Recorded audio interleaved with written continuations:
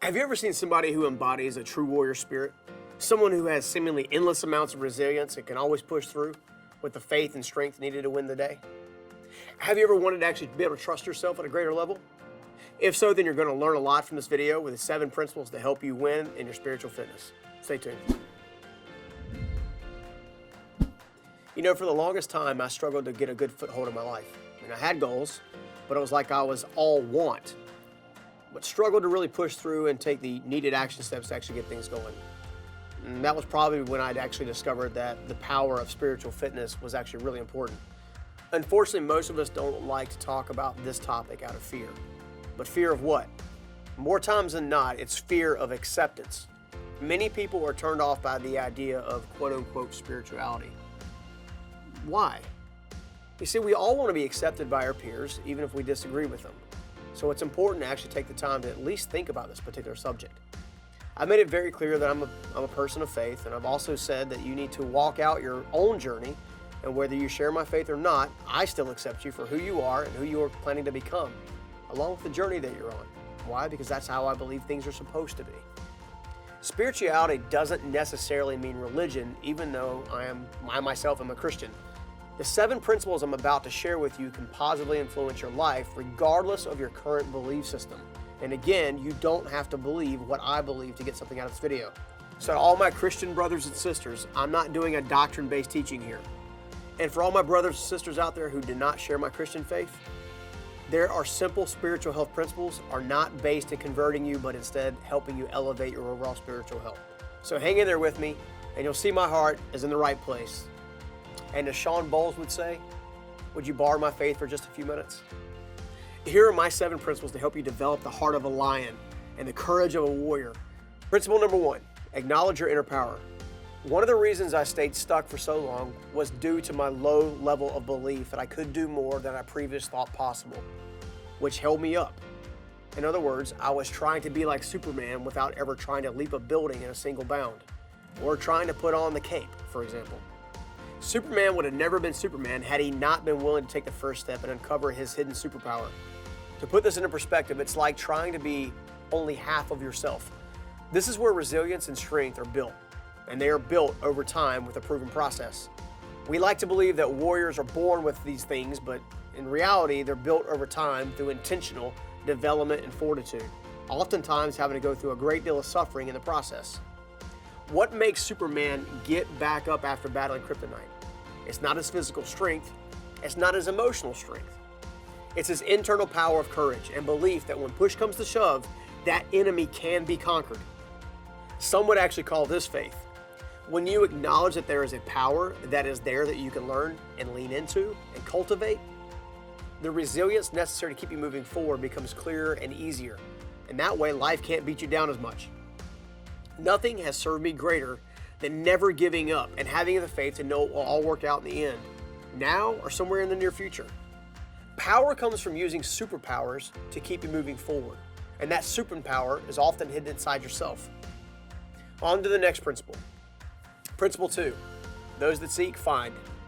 When I say the word seek, what was the first thought that came to your mind? There is a universal truth that states that only those that seek will find. If you're not seeking life transformation, you're not going to find it. You're not seeking a new career, you're not going to find it. If you think about it, it makes perfect sense. When you lose your keys, what do you have to do? You got to find them. You have to seek them out. How about when you need to get direction to a friend's house and you have no directions? What do? You seek out the directions. If you don't seek your inner superpower and unique gifting, you'll never find it, which also means you can never use it. So we need to find it. We need to discover what is there that helps you kind of conquer the day. When it comes to elevating any area of your life, you must consistently be digging deeper and deeper and deeper. That's called seeking. Unfortunately, most of us in life only search deep enough to get the answers we actually want, not the answers that we need. And it's important to understand that particular concept. You must seek to grow your internal fortitude. You can't find what you're not looking for. You must seek to develop a level of faith that if you just keep moving, keep discovering, and keep exploring possibilities, you'll uncover increasing levels of resilience and strength within yourself. Principle number 3, ask with the intent to listen. The questions we ask ourselves determine the answers we get. And when we're stuck for long periods of time, many times it's because we keep asking the wrong question over and over again, giving us the answers that we don't actually need. The reality is we need to ask deep, probing questions of ourselves, but always frame them in such a way where you're actually listening to actually understand what you're hearing and the answer that comes. If you want to tear yourself down, you'll ask things like, why me? And if you want to elevate yourself forward, you may ask questions like, what can I learn? The cool thing about our mind is our minds are designed to keep coming up with the answers to the questions we give it. If you ask yourself, why does no one like me? Your mind's going to actually serve up the reasons why people don't, or why you perceive they don't. And more often than not, that is not the most productive way of going about that. Instead, ask, how can I improve my people skills? Can you help me understand the difference? And whether you're like me and asking those questions from a divine creator in the form of a prayer, or believe in the law of attraction, you'll only get the answers to the questions that you actually ask. So be careful with those questions. So create a specific time to simply ask, what more do I need to know, understand, or explore? And just keep a running list of those revelations. Many of our own solutions are already hidden inside of us, and we just simply need to discover them and let them out. So now let's take it to the next level. Principle number 4, forgive and move on. It's no secret that I've had a very difficult time in my own life, maybe like you. But the one thing that catapulted me forward greater than anything else was letting go, forgiving, and moving forward. I discovered that I was spending enormous amounts of energy simply trying to change what was already now history. And I look back and I also discovered that nothing was ever wasted in life. You see, when it's positioned well from a place of growth, grace, and perspective, there's something you can take from it. There's a learning lesson. All of the difficult things that I've been through has taught me to love others and to love myself, regardless of whether or not we share the same worldview. I promise you can't get to that place until you've uttered the words, I forgive you. I know it may seem corny to some people, but it is truly freeing. It produces nothing less than a miracle. It actually allows you to move forward in your life and at a great level. Oh, and by the way, one of the greatest people that you may ever need to say, I forgive you to, is that person staring at the mirror. All the suffering and mistakes find meaning when you can learn from them and use that knowledge to better your life or someone else's. Make a list of people or events that you need to let go of. Seriously, take the time. You won't regret it if you actually take the time to do this. All right, principle 5. Offer grace and mercy, especially when it's undeserved.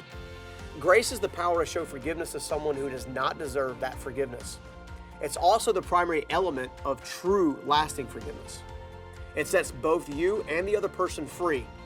And something I get a lot is, well, you don't know my circumstances. You don't know what they've done to me, or you don't know what happened. Look, the problem is oftentimes someone else is saying that same thing about you. We've all screwed up, and many times royally. But unfortunately, if you can't move forward from the pain or the wrongdoing, then you'll never be able to grow towards your actual true passion and purpose.